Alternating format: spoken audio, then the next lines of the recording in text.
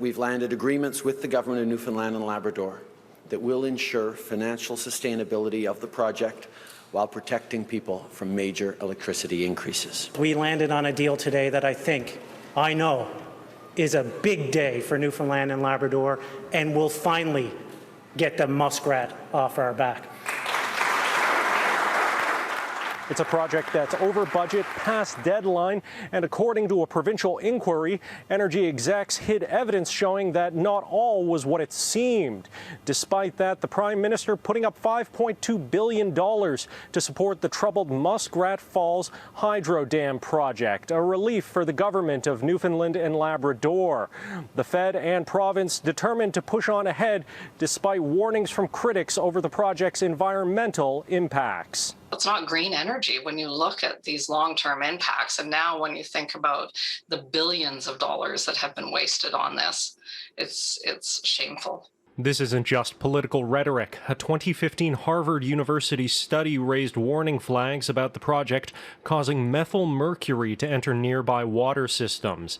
The Muskrat Falls Hydro Dam project sits on the lower Churchill River, which feeds into Lake Melville, still used by residents for sustenance fishing.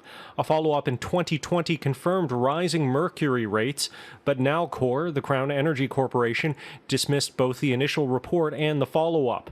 A United Nations Special Rapporteur on Human Rights and Hazardous Substances and Wastes called on the federal government in 2019 to address concerns about poor consultation with Indigenous peoples. We've been fairly transparent. All this stuff, if you look at the tape from December, was stuff that we were talking about back then. So there was nothing really hidden in any of the levers that we pulled really to get here.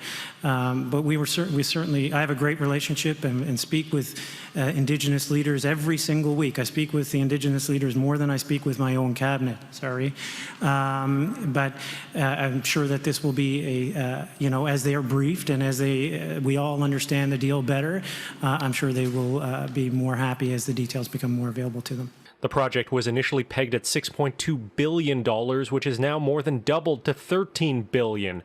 And Ottawa has already helped more than once. In 2012, the Harper government guaranteed $5 billion of project debt, and in 2016, the Trudeau government increased that by another $2.9 billion. The latest announcement includes $1 billion in infrastructure investment, $1 billion as a loan, with the remaining $3.2 billion coming from revenue from an offshore oil project that Ottawa is agreeing to forego. The pillaging of the land happens all the time. And so I think whether it's Site C, whether it's further Muskrat Falls, all these diamond mining in the Northwest Territories, it just needs to stop. Now, there's still no word on a final completion date for Muskrat Falls, which was supposed to be finished in 2017.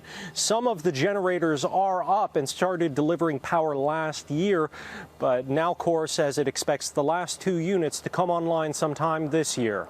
In Ottawa, Xiaoli Li, City News.